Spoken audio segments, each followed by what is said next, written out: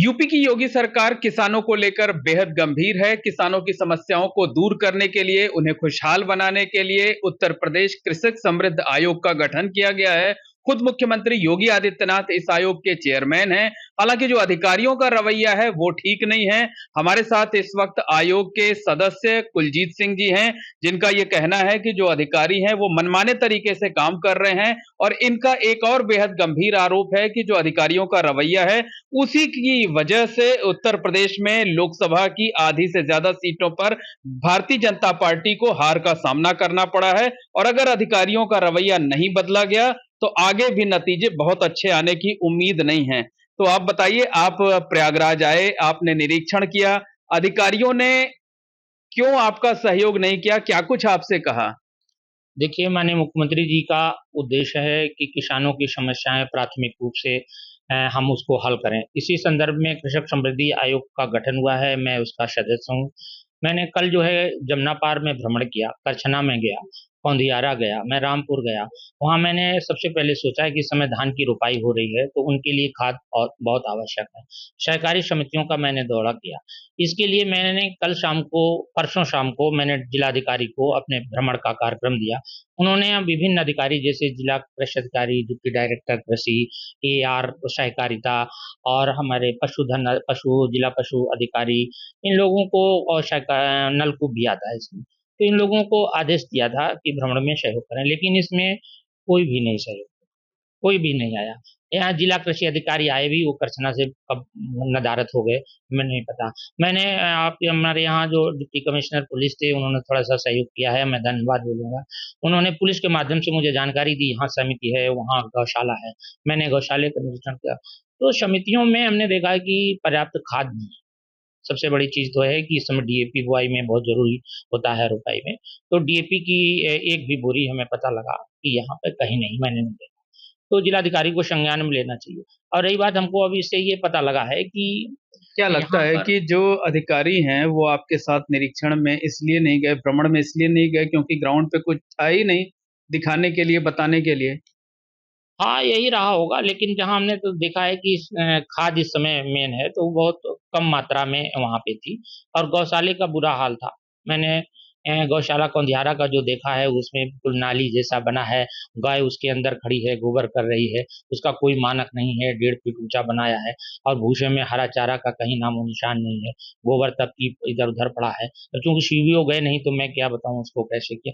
इस तरीके से हमने देखा है कि इन अधिकारियों ने जो लापरवाही की है और जमीनी स्तर पर इन्होंने काम नहीं किया, जो प्रदेश सरकार और केंद्र सरकार की जो नीतियां हैं, इसी का नतीजा हमें भुगतना पड़ा है। अब मुझे एहसास हो रहा है, और ये मुख्यमंत्री जी भी अच्छी तरीके से जान गए हैं। हम लोग अब ग्रामीण स्तर पर, जमीनी स्तर पर जा करके आने वाले जो चुनाव, हमारे उपचुनाव हो रहे 10, इसमें हमने हम लोग खुद जा करके और जनता के सहयोग में हम लोग जुटेंगे। इन्हीं की वजह से हमारी जो लोकसभा सीटें जो हारी हैं, अब हमको पता लग रहा है कि इन्हीं की वजह से केंद्र सरकार ने बहुत सी अच्छी अच्छी स्कीमें लागू की हैं, लेकिन अधिकारियों ने जमीनी तक नहीं पहुंचाया।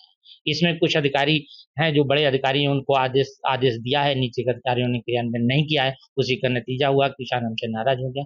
लेकिन हम समझते हैं कि बहुत जल्दी हम कवर करेंगे, और किसानों के मनसानुरूप उनके जो आशा और विश्वास भारतीय जनता पार्टी के प्रति है, हम बहुत जल्दी कवर कर लेंगे।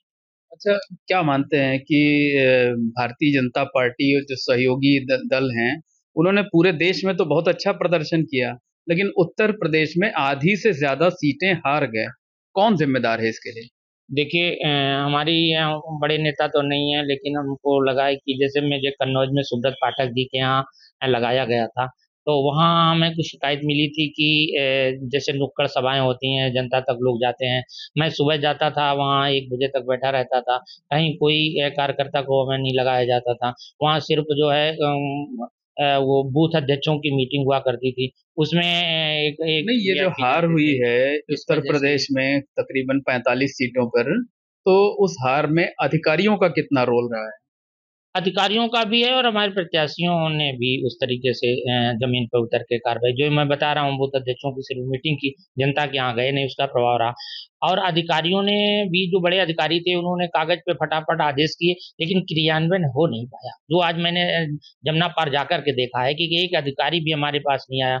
मैं परसों रात में आया था, कल रुका हूँ, किसी अधिकारी ने कोई संपर्क नहीं किया। मैं रुका रहा हूँ, सुबह 10 बजे कुछ लोगों के फ़ोन आए और उसमें हम किसी को बाबू को भेज रहे हैं, तो किसी को जिसको जानकारी नहीं क्षेत्र से, तो हमको लगा कि यही हमारी मशीनरी जो है हमें दगा दे गई है। अब हम लोग इस पे काम करेंगे और आने वाले चुनाव में हम लोग ज़मीन पे उतर कर स्वयं किसानों के प्रति खरे उतरने का काम करेंगे। मतलब जो अधिकारियों की लापरवाही थी या ठीक से काम नहीं करना था, उसका खामियाजा भुगतना पड़ा आप लोगों हाँ, को। अधिकारियों की लापरवाही का खामियाजा भारतीय जनता पार्टी को भुगतना पड़ा है।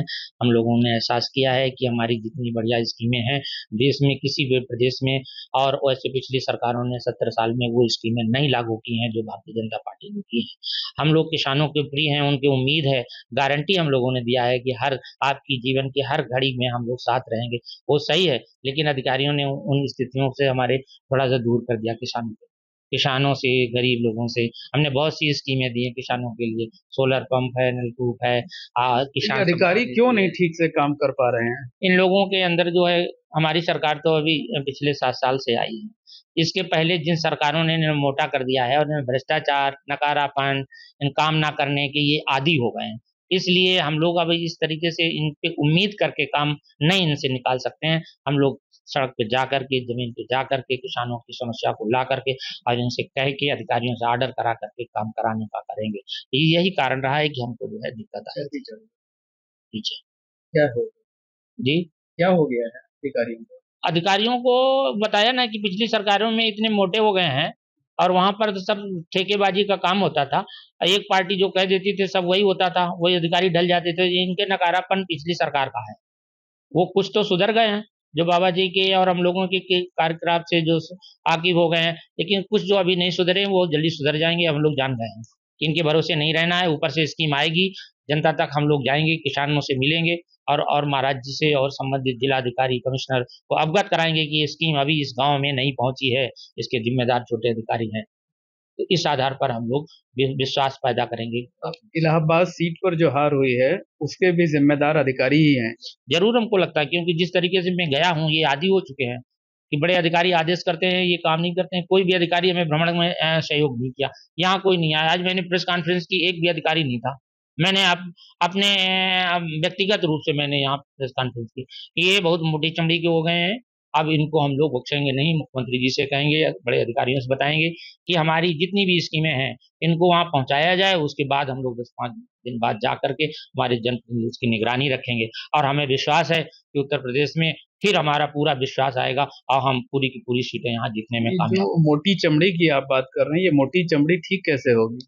मोटी चमड़ी ठीक हो जाएगी। बाबा जी ने अच्छे-अच्छे चमड़ी धारकों को ठीक कर दिया है और इलाहाबाद का पूरे प्रदेश में सबसे ज़्यादा यहाँ आतंकवाद फैला था, उसको भी एक क्षण में मिटा मिटा दिया है। और ये चमड़ी तो ये उस तरीके से गद्दार टाइप के हैं, इनको डाँटेंगे तो ठीक हो जाएँगे, हमें पता है। अधिकारी लोग गद्दारी करी है। गद्दारी किए हैं, इनके नस में पिछले सरकारों में ये सब 30, 40, 50 साल की उम्र के हैं, इन्होंने 20-20, 25-25 साल भ्रष्टाचार सरकार में इन्होंने काम किए हैं, तो ये आदी हो गए। अब हम लोग नज़र रखे हैं। हमारा सिर्फ़ ये कहना है कि हमारी जो किसानों के प्रति, गरीबों के प्रति जो केंद्र सरकार, उत्तर प्रदेश सरकार की जो नीतियाँ हैं, वहाँ तक पहुँचाओ, बाकी तुम कुछ भी करो, हमें इससे मतलब नहीं है। लेकिन अगर उसमें लापरवाही करेंगे, तो हम लोग गिन-गिन के इनको बताएँगे महाराज जी को और उनको इस तरीके से ठीक करने का काम करेंगे सर। तो ये गद्दारी कैसे करते हैं अधिकारी? अब गद्दारी ऐसे करते हैं, जिलाधिकारी ने सारे लोगों को इन्फॉर्म कर दिया है कि वहाँ कृषक समृद्धि आयोग के सदस्य भ्रमण में जाने वाले हैं, आप उनका सहयोग करिए, जो प्रोटोकॉल में होता है। अब नहीं आए, ये गद्दारी ही तो है। वहाँ कोई नहीं है, सीबीओ नहीं था, जिला के डिप्टी डायरेक्टर कृषि नहीं था, इनको सरकार ने लाखों रुपए वेतन दिया है और गाड़ी उपलब्ध कराई है। मेरे पास तो गाड़ी भी नहीं थी, मैं अपने डीजल भरा के 1600 रुपए का पूरा घुमाऊँ, इनको गाड़ी देती, वेतन देती, क्यों नहीं जाते? जनता के हित के लिए हैं, क्योंकि इनकी आदत पड़ गई है। आदत भारतीय जनता पार्टी समझ गई है, ऐसे लापरवाह अधिकारियों को छोड़ेगी नहीं। गद्दार लोग ठीक कैसे होंगे?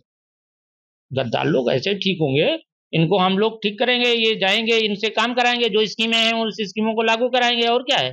जब वो स्कीमें लागू हो जाएँगे, काम करने लगे, हमारे जिलाधिकारी, हमारे पुलिस कमिश्नर ये सब एक्टिव हो जाएँगे, इनको हम लोग बताएँगे कि आप आदेश देने के बाद भी इनको जो है देखिए कि इनका काम हुआ कि नहीं। हम इसकी मॉनिटरिंग करेंगे, इसके बाद भी आएँगे, समीक्षा बैठक करेंगे। अभी हम 10-15 दिन बाद फिर आएँगे, देखेंगे हमारी खाद आई कि नहीं आई। आपके माध्यम से जिलाधिकारी संज्ञान में आएँगे, और अच्छा, तमाम उत्तर आएँगे। प्रदेश में 10 सीटों पर उपचुनाव होने जा रहे हैं, तो अगर अधिकारियों का यही रवैया रहा, तो कितना मुश्किल पड़ेगा आप लोगों को? देखिए, आपका बहुत बड़ा चैनल है और आप लोग सम्मानित पत्रकार हैं। हमने एक बात में कह दिया है कि इनकी जो चोरी थी, जैसे किसी मर्ज हमको जब क्लियर हो जाती है तो हमें दवा करने में 21 दिन 15 दिन में दवा कवर कर लेते। हमें पता हो गया कि ये अधिकारियों ने किसानों के हमदर्दी की जो स्कीमें थी वहां तक नहीं पहुंचाई हैं, हम लोगों से दूर रखा है। अब ये इससे बच नहीं सकते हैं और इसलिए हमारी जनता हमें पूरी तरीके 10 में 10 सीट जिताएगी, मुझे पूरा विश्वास है। मतलब उपचुनाव से पहले ठीक कर लेंगे गद्दारों को। ठीक हो जाएंगे, ये ठीक हो जाएंगे, हमें जानकारी हो गई है। बहुत बड़ा चुनाव था, भारतीय जनता पार्टी बहुत बड़ी पार्टी है, तो इन्होंने इन बड़े बड़े अधिकारियों पे छोड़ दिया था और उन छोटे अधिकारियों ने गद्दारी की। बड़े अधिकारी तो एक्शन लेते थे, उन्होंने आदेश किए, सब कुछ किए। जो मैंने आज एक छोटे उदाहरण में देखा है कि मेरे किसानों की संपत्ति के लिए, उनकी किसान की आमदनी दूनी के लिए हम लोग वहां तत्पर थे, गए थे, लेकिन इन लोगों ने वहां हम लोगों को तवज्जो नहीं दिया, कोई नहीं आया। अच्छा, तो आपको कौन-सा दर्जा मिला हुआ? क्या प्रोटोकॉल है जिसका अधिकारियों ने पालन नहीं किया, फॉलो नहीं किया? देखिए, कृषक समृद्धि आयोग हो, कोई भी आयोग हो, आयोग के सदस्य को दर्जा प्राप्त मंत्री का रहता है, प्रोटोकॉल रहता है। एक स्वतंत्र एक बॉडी होती है जो अपना इसमें न्यायिक शक्तियाँ भी होती हैं, तो उसके तहत आना चाहिए उनको। हमने जो आयोग का जो गठन हुआ है उसी का पालन किया है कि हमें सरकार की जो नीतियाँ हैं किसानों तक पहुँची हैं कि नहीं पहुँची हैं, उसमें क्या खामियाँ आ रही हैं, सरकार को अवगत कराएँ। मुख्यमंत्री जी को बताएँगे अधिकारियों के रवैये के बारे में? हाँ, मैं लिखता रहता हूँ, मैं इसके बारे में भी लिखूँगा कि मैं वहाँ गया था प्रोटोकॉल में, ये लोग नहीं आए थे और हमको इन्होंने मदद नहीं की, तो मैंने पुलिस का सहारा लिया और मैं वहाँ तक पहुँचा हूँ। मुझे असलियत पता लगा कि डीएपी यहाँ नहीं है, यूरिया बहुत कम है। हार की वजह भी बने ये लोग। और ये हमको लगता है कि हमारी, चूँकि हम उस समय थे नहीं, हमें वहाँ कन्नौज में लगाया गया था, नहीं तो मैं जान पूरे जाता। उत्तर प्रदेश में। पूरे उत्तर प्रदेश में हमको लगता है कि ये अधिकारियों ने जनता की जो हमारी स्कीमें थी जनता तक नहीं पहुंचाई हैं, उसको दूर रखा है, इसी का हमें परिणाम भुगतना पड़ा है।